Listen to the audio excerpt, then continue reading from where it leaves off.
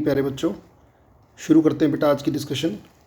आज का जो पैसेज है वो एनिमल्स की जो है इंस्टिंक्ट के ऊपर है कि एनिमल्स और आदमी में कंपैरिजन करके दिखाया गया है कि एनिमल कैसे अपने नेचर में रहते हैं और इंसान किस तरीके से बिहेव करते हैं।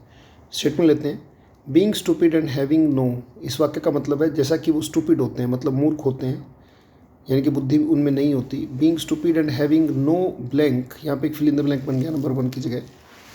Animals often behave far more blank than men. Being stupid and having no.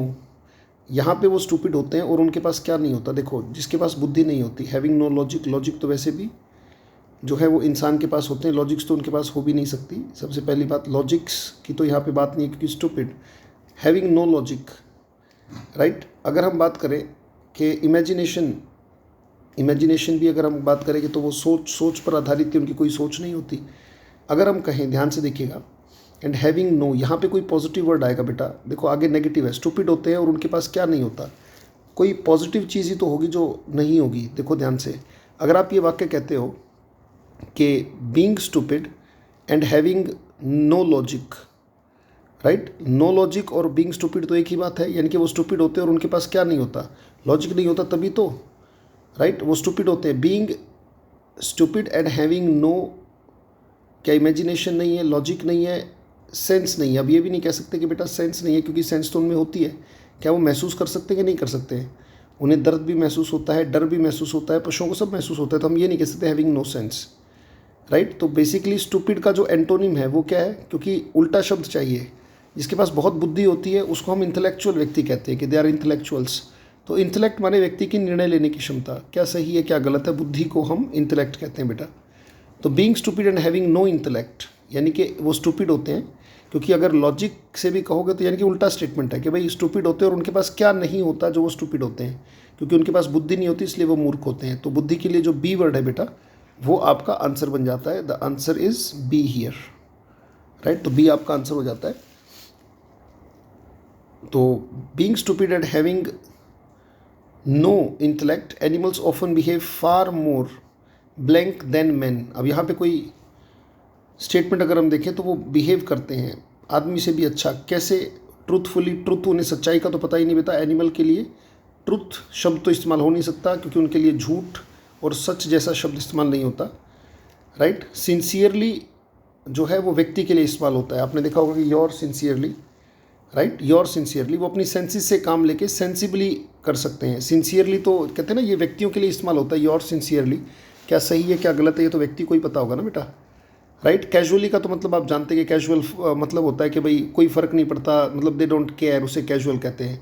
जैसे कई बार होता है कि क्लास में हम ऐसे ही बैठे हैं कैजुअली, इसका मतलब हमें पता ही नहीं कि हम कहाँ बैठे हैं कहाँ नहीं बैठे हैं, मतलब दैट्स कॉल्ड कैजुअल, और एक तरीके से इनफॉर्मल तरीके का बिहेवियर।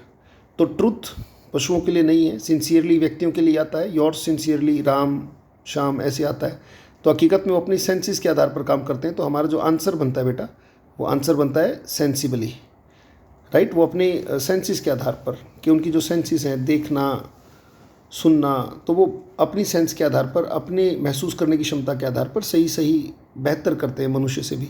बीइंग स्टूपिड, दोबारा पढ़ेंगे बेटा। Being stupid and having no no intellect, being stupid and having no intellect, animals often behave far more sensibly than men. आदमी से भी अच्छे तरीके से बिहेव करते हैं। efficiently and by blank they do the right. Animals में आपने कभी सुना हो, हर बार देखा हो कि एनिमल्स में हमेशा, देखो सबसे पहले ऑप्शंस पे चलते हैं। एनिमल्स में कॉमन सेंस नाम की चीज़ नहीं होती है, पशु जो है मनुष्यों के लिए बनी, तो ए तो आएगा नहीं। सी को देखो, सी में 3 के है एंडेवर, एंडेवर माने प्रयास, राइट। तो बाय एंडेवर, बाय प्रयास, दे डू द राइट। क्या प्रयास करके राइट करते हैं? प्रयास करके इंसान राइट कर सकता है, उसे पता है कि किस फील्ड में प्रयास करना है, right. Efficiently and by endeavour नहीं होगा, बाय कॉमन सेंस नहीं होगा, बाय नेचर और बाय इंस्टिंक्ट। अब ये 2 ऑप्शन है कि by nature they do the right, प्रकृति के द्वारा वो सही करते हैं। प्रकृति के द्वारा कोई कुछ नहीं करता, बेसिकली बाय नेचर है तो उसका स्वभाव है। बाय नेचर तो उसका एक तरीके से स्वभाव बनता है, जिससे वो कोई काम नहीं करता, वो उसका जैसा है वो है। जैसे उसका जो नेचर है वो बड़ा शांत है, तो वो करता नहीं है। नेचर एक ऐसी चीज़ है जो डूअर नहीं है, नेचर तो एक क्वालिटी है। तो बेसिकली एनिमल्स में क्या होती है, एनिमल्स में इंस्टिंक्ट होती है बेटा, जैसे सर्वाइवल की। मैं बार बार बताता हूँ कि एनिमल्स में अपने आप को बचाने की और बढ़ाने की जीवन में एक इंस्टिंक्ट होती है, राइट। तो एनिमल इंस्टिंक्ट जिसको कहते हैं, जिससे वो इंस्टिंक्ट से काम करता है कि कोई अटैक करेगा तो वो जो है अपने आप को बचाने की कोशिश करेगा, और उसमें हिंसक भी हो सकता है। That's called animal instinct. यानी कि अपने इंस्टिंक्ट से, by instinct they do the right, यानी कि वो अपने इंस्टिंक्ट से ही राइट वो सही चीज़ें कर लेते हैं। बीइंग स्टूपिड, फिर से पढ़ते हैं, being stupid and having no intellect, animals often behave far more sensibly than man, वो जो है आदमियों से भी अच्छे होते हैं, efficiently, and by instinct they do the right appropriate thing at the right moment, वो सही समय पर सही काम करते हैं। ईट व्हेन दे आर, वो खाते हैं कब, अभी तो बड़ा कॉमन शब्द है, ईट दे व्हेन दे आर डिबिलिटी बने तो कमज़ोरी होती है।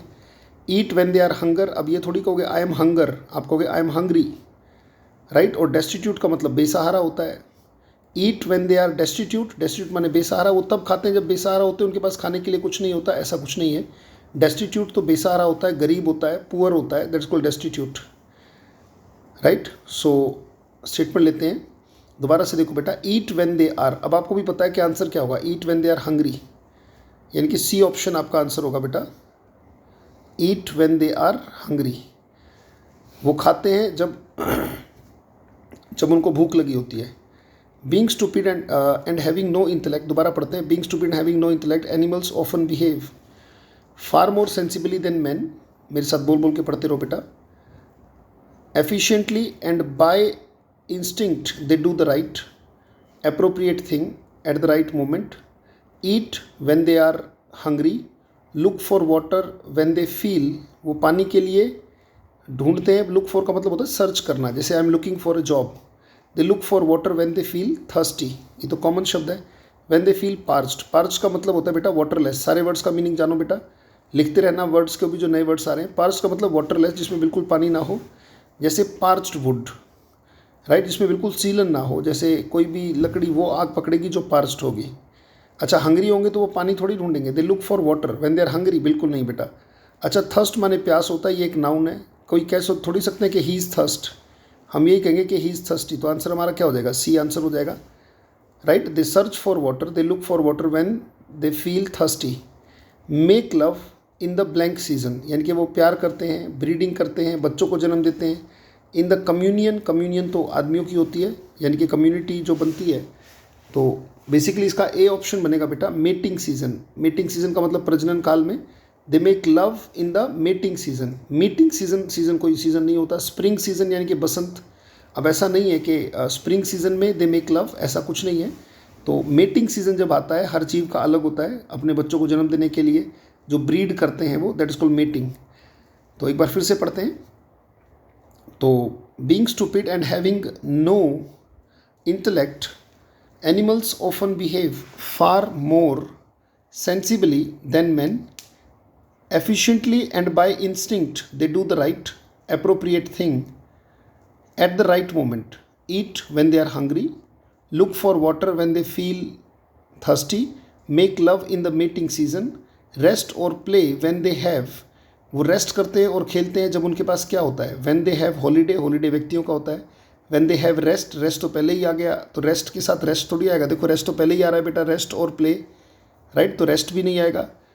तो यहाँ पे अगर हम देखें तो हॉलीडे, इंटरवल तो दो, जैसे डी ऑप्शन को देखें सातवें में, तो इंटरवल तो एक एक्टिविटी से दूसरी एक्टिविटी के बीच का, वो भी इंटरवल भी, जैसे दो मूवीज़ के दो हिस्से हैं तो मूवी के बीच में इंटरवल आता है, तो ऐसा कोई इंटरवल पशुओं को नहीं पता होता। बेसिकली खाली समय को हम लेजर कहते हैं, ये वर्ड बड़ा इंपॉर्टेंट है। हैबिट्स को कहा जाता है लेजर एक्टिविटी। कई बार इंटरव्यू में आपसे पूछा जाएगा, लिख लीजिएगा क्वेश्चन को, what is your leisure activity, इसका मतलब वो पूछ रहे हैं कि आपकी हैबिट्स क्या हैं, जब आप कुछ नहीं करते तो आप क्या करते हैं, दैट्स कॉल्ड लेजर, राइट। तो जब उनके पास खाली समय होता है तो वो क्या करते हैं, रेस्ट और play when they have leisure. एक बार फिर से आओ, याद हो जाएगा बेटा अभी के अभी, और बहुत अच्छी बात है। Being stupid and having no intellect, animals often behave far more sensibly than man, effectively and by instinct they do the right appropriate thing at the right moment, eat when they are hungry, look for water when they feel thirsty, make love in the mating season, make love in the mating season, rest और play when they have leisure, 7 तक हो गया। Man are intelligent and, वो intelligent होते हैं, देखो वो stupid और इंटेलेक्ट उनके पास नहीं होता, पर मैन इंटेलिजेंट होते हैं एंड 8 नंबर में देखें और क्या होते हैं, क्या स्टूडियस होते हैं, पढ़ाकू होते हैं। इंटेलिजेंट और स्टूडियस एक ही बात है, राइट। इंटेलिजेंट एंड स्टूपिड नहीं, एंड से सेम चीज़ें फॉलो होती हैं। जैसे अगर आप देखें पहले आई सेंटेंस था being stupid and having no, no का मतलब नेगेटिव है ना, हैविंग नो इंटेलेक्ट, तो दोनों नेगेटिव हो गए, उनके पास इंटेलेक्ट भी नहीं है और वो स्टूपिड भी हैं। तो एंड से अगर हम देखें तो सेम चीज़ें होती हैं, तो यहाँ पे स्टूडियस तो इंटेलिजेंट एक ही बात है, सिनोनिम है एक तरीके से। अच्छा, पढ़ाकू होता है, इसका मतलब स्टूपिड, नेगेटिव वर्ड यहाँ पे आएगा नहीं, चाहिए पॉजिटिव। वर्दी का मतलब लायक, अब लायक और नालायक से तो कोई लेना देना नहीं है, कोई मतलब ऐसा भी हो सकता है उसकी वर्थ कम हो। जो मैन है, जो इंसान है, वो सारे के सारे क्या होते हैं, इंटेलिजेंट होते हैं और उनकी सोच काम करती है, राइट। कोई भी चीज़ ज़िंदगी में आने से पहले सोच में आती है, तभी तो ज़िंदगी में आती है, राइट। जैसे आपकी सोच में आ गया कि मुझे अधिकारी बनना है, तभी तो अधिकारी बन पाओगे बेटा। तो स्टेटमेंट बनती है कि man are intelligent and imaginative, यानी कि आदमी जो है वो समझदार होते हैं और इमेजिनेटिव होते हैं। They look backward and ahead, यानी कि उनको पास्ट भी दिखाई देता है और आगे का फ्यूचर भी दिखाई देता है, वो पीछे भी देखते हैं और आगे भी देखते हैं। They look backward and ahead. They blank Angénieux, they blank Angénieux, Angénieux का मतलब होता है एक्सपर्ट, लाजवाब, बहुत बढ़िया। Explanation for absorbed phenomena, phenomena का मतलब घटनाएं होता है बेटा, ये एग्जाम में बहुत बार आता है। ये फिनोमिना प्लूरल है, अगर ये स्पेलिंग PHENOMEAMENON होता, फिनोमिनन, तो जो फिनोमिनन है, फिनोमिनन के लिए जो वर्ड आता है वो, फिनोमिनन का मतलब होता है घटना और फिनोमिना का मतलब होता है घटनाएं। तो they blank ingenious explanation, right, they blank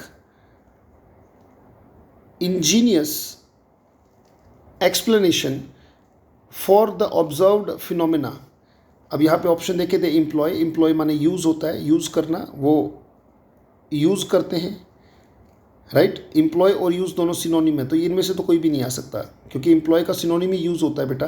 तो ए और डी तो सेम हो गए, तो अब इसमें से कोई एक आएगा।